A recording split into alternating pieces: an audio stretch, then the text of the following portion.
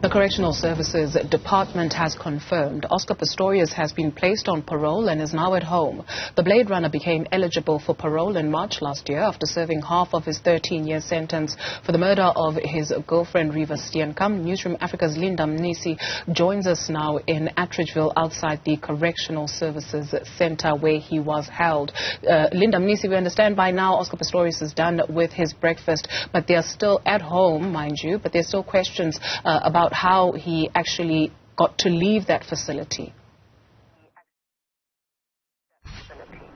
Yes, indeed, Tutu. And like I indicated earlier on, there's been a lot of skepticism around, when exactly Oscar Pistorius left. And it came just at the backdrop of the Correctional Services Department issuing out that statement that Oscar Pistorius was officially a parolee and was placed under the system of community supervision and was already at home. Many of the journalists who have been here since yesterday, are saying that they could have at least seen something or noted something when that particular vehicle came out. But soon after, that statement dropped, there was a flurry of activity just outside just at the entrance. You'd recall I made mention earlier of a little activity that was happening here. Certain vehicles came to park at the gate, and what seemed to be officials from the prison, continuously went to speak to the police van or the police officials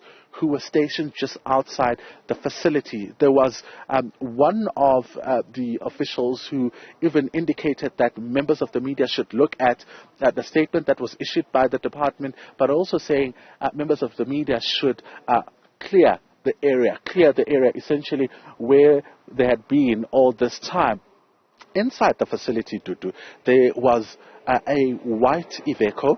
That vehicle had been stationed right at the top, and what seemed to happen thereafter was almost as if, from what we witnessed on the ground, and nothing is official, but it was almost as if there was a sign for the vehicle to come, and immediately that vehicle captured everybody's attention. Visuals of that vehicle were taken. It then exited. From there, that's when we started seeing the officials who were stationed at the entrance of the facility telling members of the media to clear and refer back to the statement issued by the department, leaving and of course clearing. As you would have seen also, the vehicle that was also stationed outside, the police vehicle that was also stationed outside, also left. So it of course led and fueled the suspicions that perhaps Oscar Pistorius could be in that particular vehicle. But you'll also remember that there are a couple of documents that he still has to sign before he's officially handed over to his family members. We know that he'll be staying in Waterkloof, but those documents are not signed at the correctional facility. Usually when a person is released or an inmate is released on parole, they're taken to those particular offices before they're handed over to their family members. So here on the ground, we'll keep an eye, but the official word that is coming from the department is that he is at home, but not reflecting much here on the ground, as of course there's quite a lot of movement, but also the people that have been keeping a close eye on the very key areas saying that they have not witnessed or seen anything to that effect. But again, like I indicated, that a source of ours told us that this will be a very closely monitored operation, also due to issues around security. So, at the point when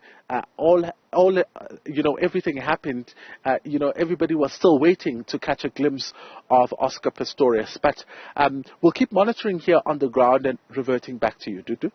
So essentially, Mnisi, nothing unusual?